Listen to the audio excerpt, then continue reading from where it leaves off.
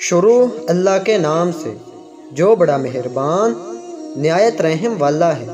یہ واقعہ ایک سعودی نوجوان کا ہے۔ یہ اپنی زندگی سے مطمئن نہیں تھا۔ اس کی تنخواہ صرف 4000 ریال تھی۔ شادی شدہ ہونے کی وجہ سے اس کے اخراجات اس کی تنخواہ سے کہیں زیادہ تھے۔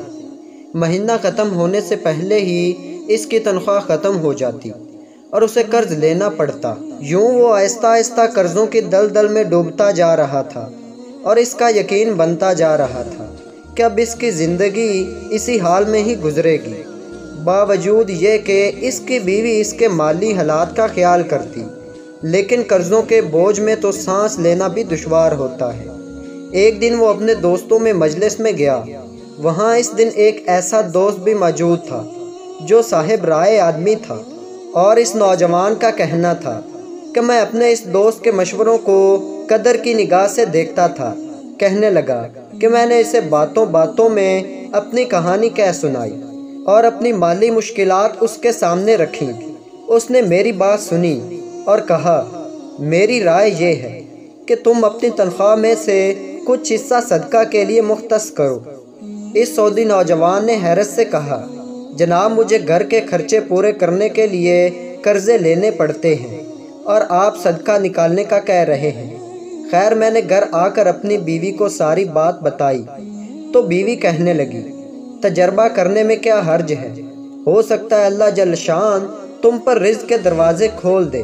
کہتا ہے کہ میں نے ماہانہ 4000 ریال میں سے 30 ریال صدقہ کے لیے مختص کرنے کا ارادہ کیا اور مہینے کے آخر میں اسے ادا کرنا شروع کر دیا۔ اللہ کا فضل اپنی آنکھوں برستے دیکھو گے۔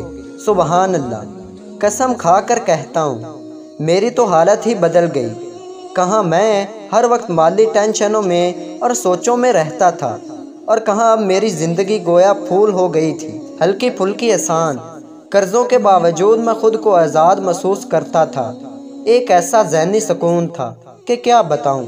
پھر چند ماہ بعد میں نے اپنی زندگی کو سیٹ کرنا شروع کیا، اپنی تنخواہ کو حصوں میں تقسیم کیا، اور یوں ایسی برکت ہوئی جیسے پہلے کبھی نہیں ہوتی تھی۔ میں نے حساب لگایا اور مجھے اندازہ ہو گیا کہ کتنی مدت میں انشاءاللہ قرضوں کے بوجھ سے میری جان چھوٹ جائے گی۔ پھر اللہ جل شان نے ایک اور راستہ کھولا اور میں نے اپنے ایک عزیز کے ساتھ اس کے پراپرٹی ڈیلنگ کے کام میں حصہ لینا شروع کیا۔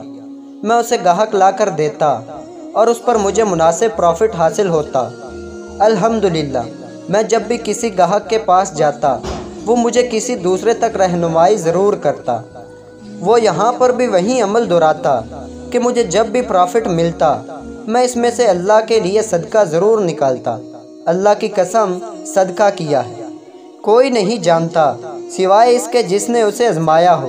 صدقہ کرو اور صبر سے چلو، اللہ کے فضل سے خیر و برکتیں اپنی آنکھوں برستے دیکھو گے۔ تو دوستوں امید کرتا ہوں یہ ویڈیو آپ دوستوں کو اچھی لگی ہوگی۔ اگر ویڈیو اچھی لگی ہو تو چینل کو سبسکرائب کریں۔ تو ملتے ہیں ایسی اچھی ویڈیو میں، تب تک کے لیے اللہ حافظ۔